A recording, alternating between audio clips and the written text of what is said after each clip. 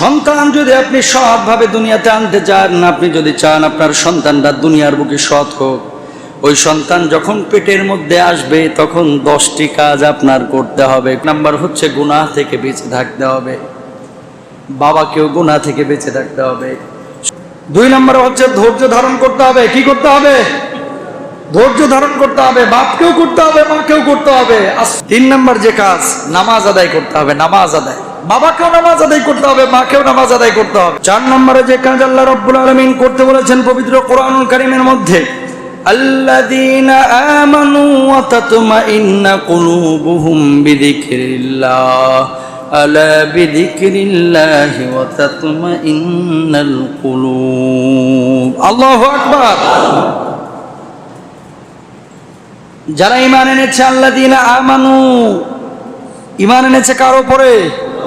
তাদেরকে আল্লাহ রাব্বুল আলামিন বলছে আন্তরিক প্রশান্তিদায়ক জিকির করতে। জিকির, যখন আপনি জিকির করবেন আপনার অন্তর প্রশান্তি লাভ করবে। যখন আপনি জিকির করবেন আত্মা ঠান্ডা হবে। 5 নম্বরে শুকরিয়া আদায় করতে হবে। এই সন্তান দিয়েছেন কে?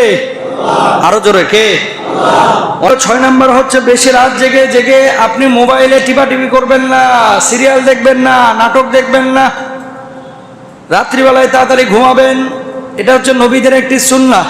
পবিত্র কোরআনুল কারীমের মধ্যে আল্লাহ রাব্বুল আলামিন বলছেন, ওয়াজালনা নাওমাকুম সুবাতা।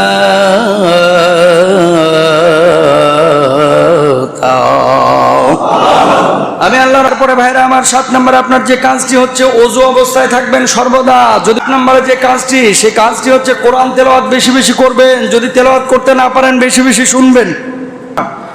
9 নম্বরে হচ্ছে দোয়া করতে হবে বেশি বেশি। কার কাছে? আল্লাহর কাছে। আর 10 নম্বরে, এটা সহি হাদিস থেকে পাওয়া যায় নাই, বরং এই বিষয়ে আমলটা কিছু বুজুর্গদের আমল, বুজুর্গদের, তারা বলেছেন যে এটা ফলাফল তারা পেয়েছেন। আল মুতাআলিম ওয়াল মুবদি, এই বিষয়টা যদি কেউ যদি বারবার নাকি বলে, তাহলে মার এই যে পেটের মধ্যে যে যন্ত্রণা, এই যন্ত্রণাটা কম অনুভূত হয়, সে শান্তি ফিল করে। আল্লাহ তাআলা এই আমলগুলো আমাদেরকে করার তৌফিক দান করুন, বলুন আমিন।